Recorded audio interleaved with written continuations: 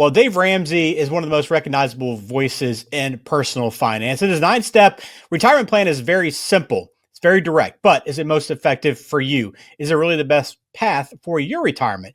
Today, we're going to dig into that a little bit with Dennis and get his take on whether or not he agrees, disagrees, and where he diverges from what Dave Ramsey says. That's coming up.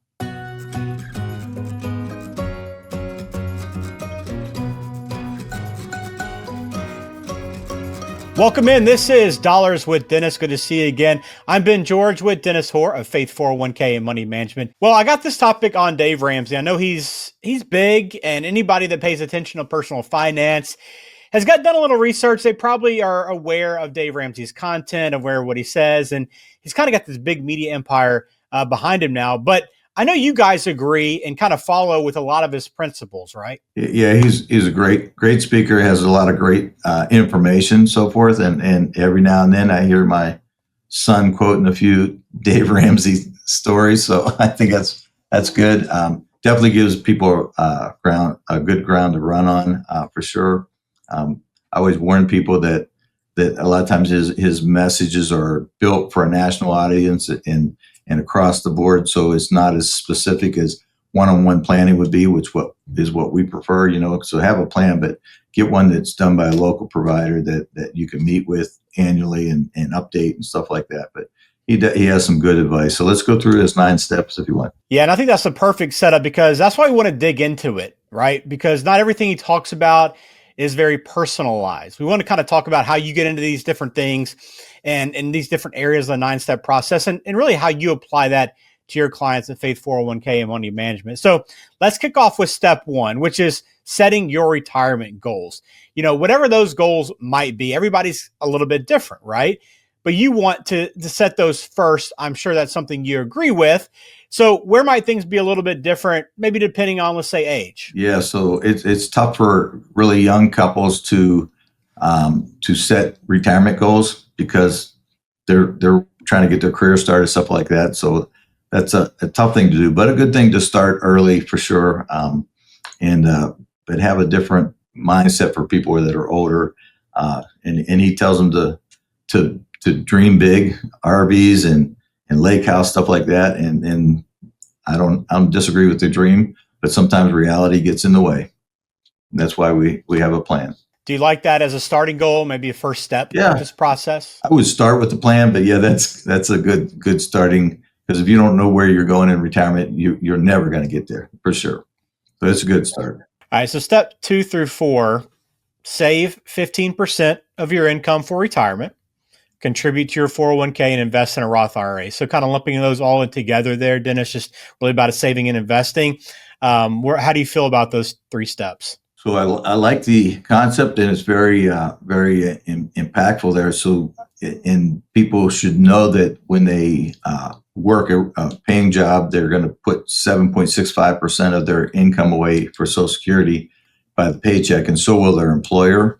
But I'll reference the state teachers retirement system here in Ohio, what they do to be able to provide a pension for their teachers when they retire. The employee, the teacher, has to contribute 14% of their pay, and the school contributes 14% as well, so 28%.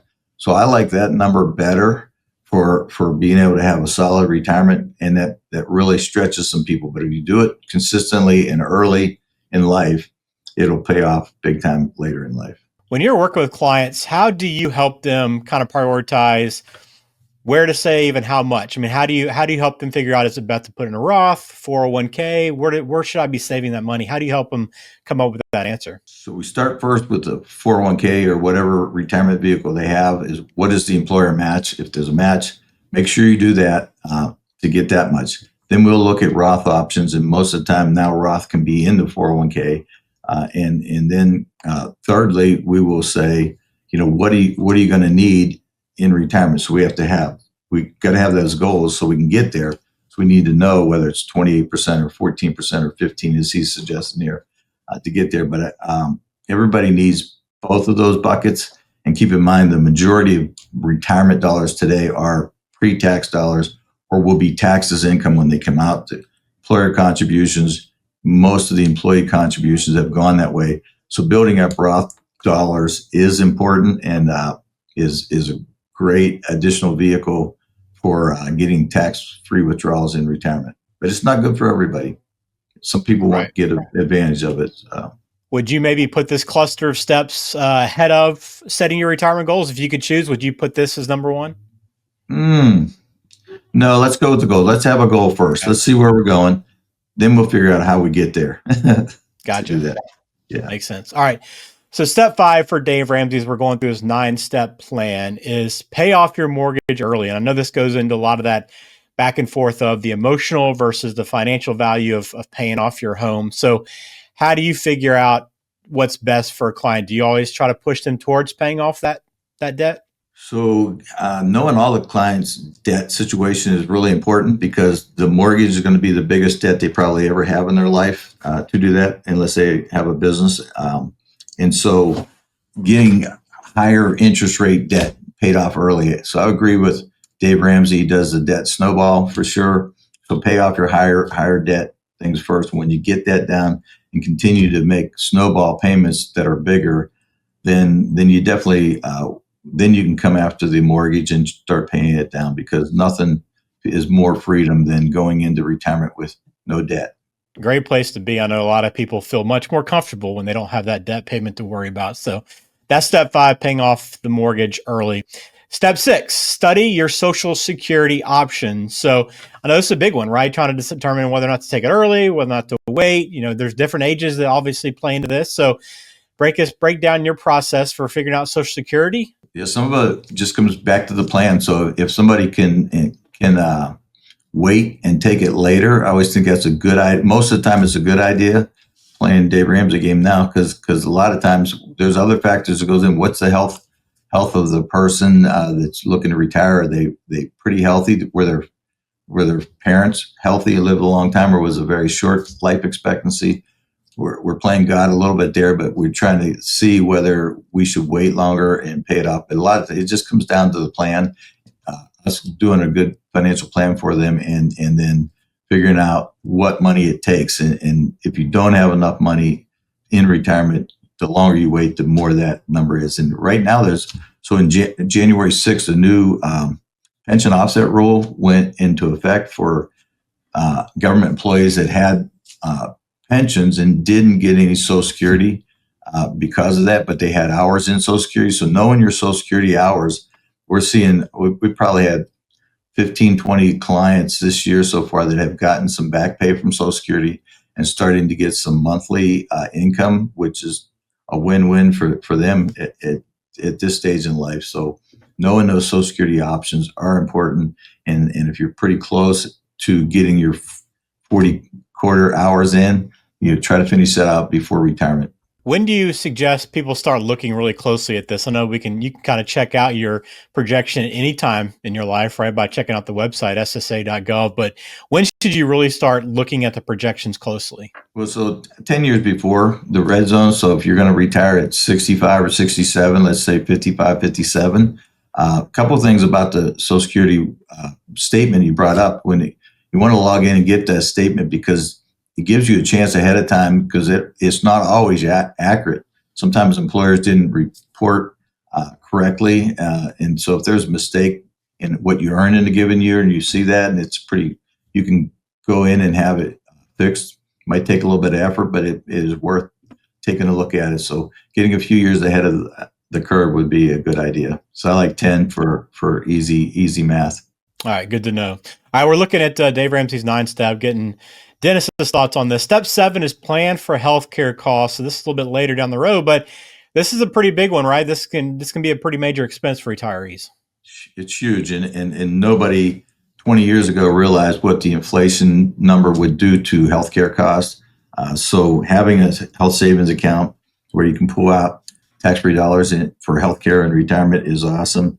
The Medicare planning options, we refer to a couple of different people for Medicare planning to get their input on that. And then long-term care insurance.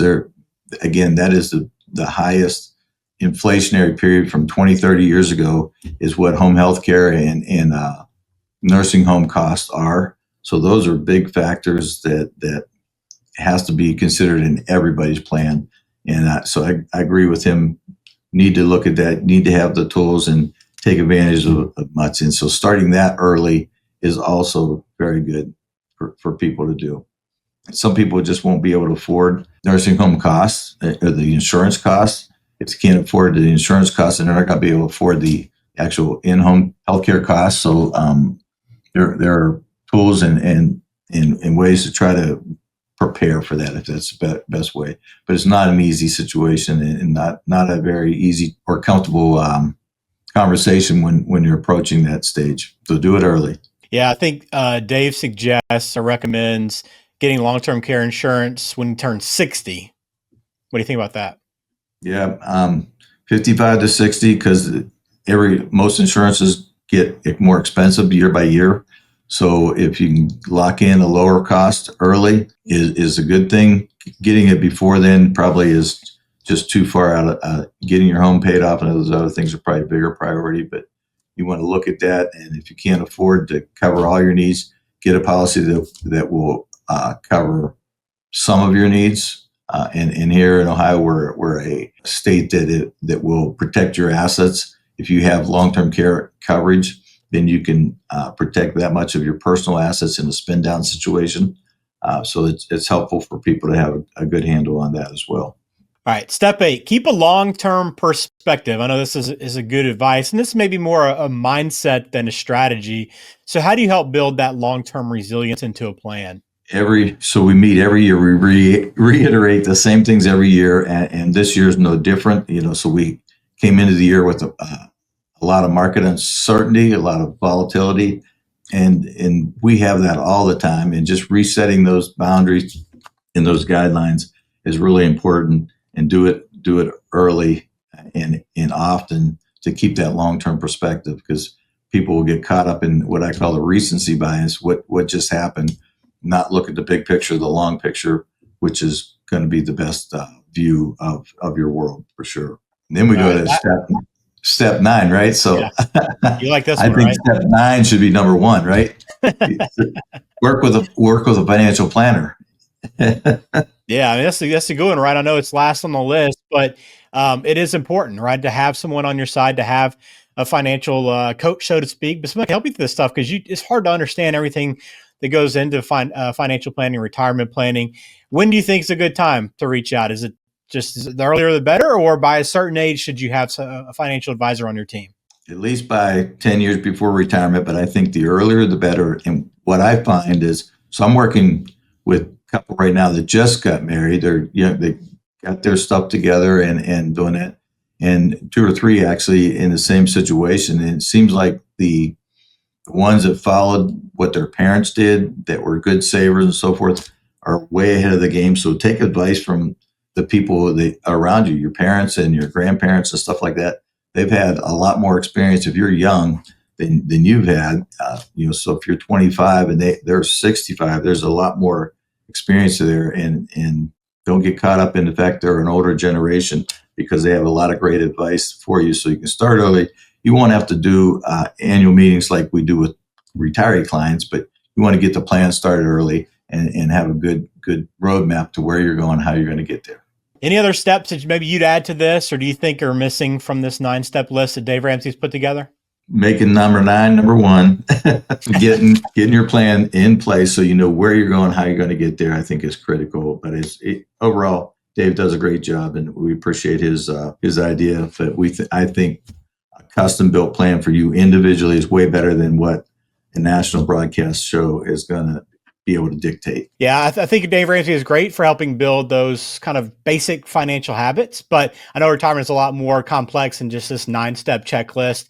It takes a lot more detail planning that's specific to you. So if you have any questions, you want to begin that process, kind of have that conversation, begin that path forward, make sure you get in touch with Faith 401k and Money Management. Just go to 401k.faith. You can also get that contact info in the show description, as always, right down below, and you can find it there. But I always encourage you to reach out, because this is great stuff, but you always want to apply it to yourself, and it might be a little bit different on each of these steps and how you approach it, depending on what your goals are and what you want retirement to look like. So thanks for taking us through all this, Dennis, and breaking down this 9-step process. We appreciate that time and your insight. Thank you, Ben. Have a great day. Securities and investment advisory services offered through Osaic Wealth, Inc., member FINRA SIPC. Osaic Wealth is separately owned, and other entities and/or marketing names, products, or services referenced here are independent of Osaic Wealth.